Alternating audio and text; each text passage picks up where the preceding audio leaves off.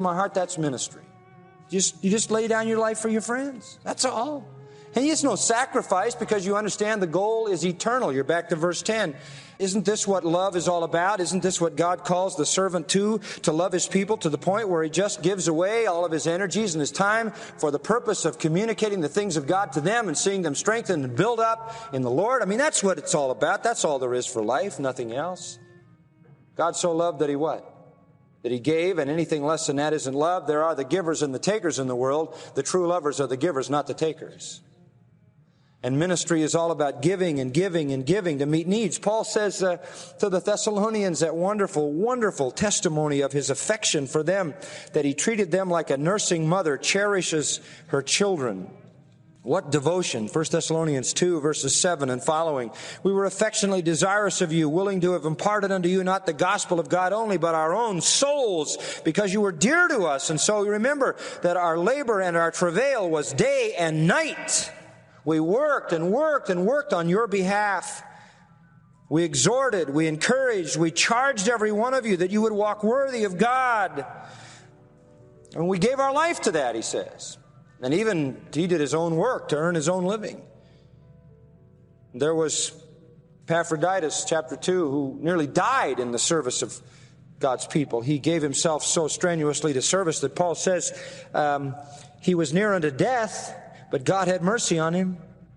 Why was he near unto death? For the work of Christ. He didn't regard his life to serve me. He was expendable. That's love. Give yourself away. Paul says, if I'm offered on the sacrifice of your joy, I rejoice. I don't mind giving my life for you. We've only got the one life, you know. That's the biblical kind of thing that is referred to when it says, Timothy, you're to be an example of love. It's self-sacrificing service on the basis of others. And you have the same responsibility. As I said all the way along, these things are not just me, but they're you too. So you're to serve your love to others in terms of self-sacrificing interest in meeting their needs. Fourthly, he says in faith, and that's in verse 12, in faith. The word faith really could be translated faithfulness or trustworthiness or loyalty, fidelity, unswerving commitment, consistency. The idea is be consistent, Timothy. Be faithful, loyal, trustworthy, believable, because you don't swerve off the track. You're not in and out, hit and miss, up and down, back and forth. You're there. You're solid. You're moving, unswerving, consistently, always committed, never deviating. Boy, that's the kind of thing people can follow. That's the kind of bandwagon they get on. Moreover, brethren, Paul says in 1 Corinthians 4, 1 and 2, Paul says, moreover, brethren, it is required in stewards that a man be found faithful. The real thing that separates men in the ministry from those who succeed, who separates between those who succeed and those who fail, is this idea of consistency. Who are the loyal, trustworthy, faithful, long-term people who hang in there unswervingly, consistently serving Christ through all the years of their life? That's the faithfulness. Timothy, just be consistent, unwavering. So important. You know, there are always the flash in the pan approaches, but we're to be consistent, faithful, never, ever deviating. Paul had that reputation, the reputation of absolute faithfulness. He mentioned some of his friends who were the same. Epaphras, Colossians 1:7, who is a faithful minister of Christ. Colossians 4:7, he mentions another of his friends, Tychicus, who is a faithful minister and fellow servant in the Lord. That's the key, just consistency and faithfulness to the things of God. So Timothy, you're to be an example in all these areas. And one more, finally in verse 12, in purity. The word is agneia. It means purity in the area of sexual chastity, and also implies purity in the matter of heart intention. If your heart intention is pure, then your behavior will be pure as well. There is to be purity in the sexual area. History has shown, and it's just obvious to all of us, that ministry is devastated by sexual impurity. Just devastating. And I believe the men in the leadership of the church are vulnerable in that area if they let their guard down, because I think that's a primary area of occupation by Satan because of its devastating effect. So there must be a maintenance of absolute moral purity, fleeing lust. We want to be, 2 Timothy 2, don't we, vessels fit for the master's use. Then he says, flee youthful lust.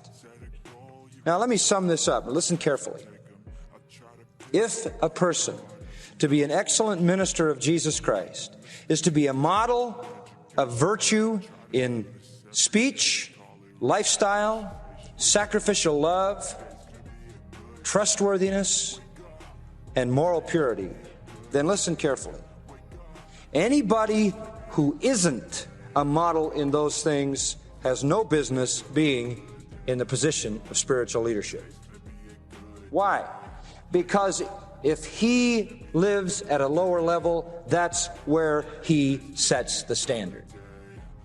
And the responsibility of spiritual leadership is not to live in isolation like some outer space kind of saints, but to live at the level where God wants everybody to live.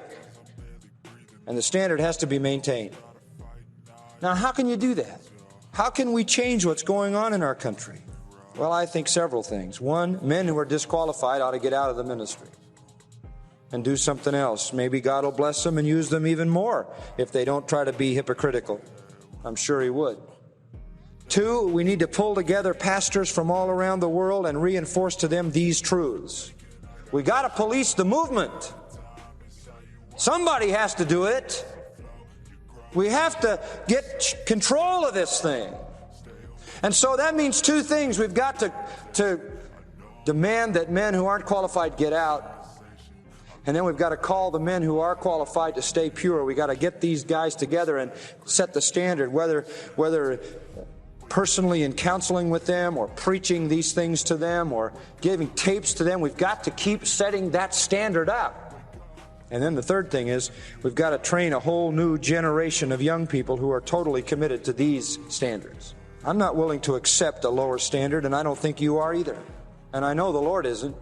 But if we're going to have the high standard, we got to set it out there again. We got to start measuring people by it. And if they don't qualify, that's got to be made known. And if they do, they've got to be called to an ongoing holiness. And then we've got to raise up young men who are committed to these things.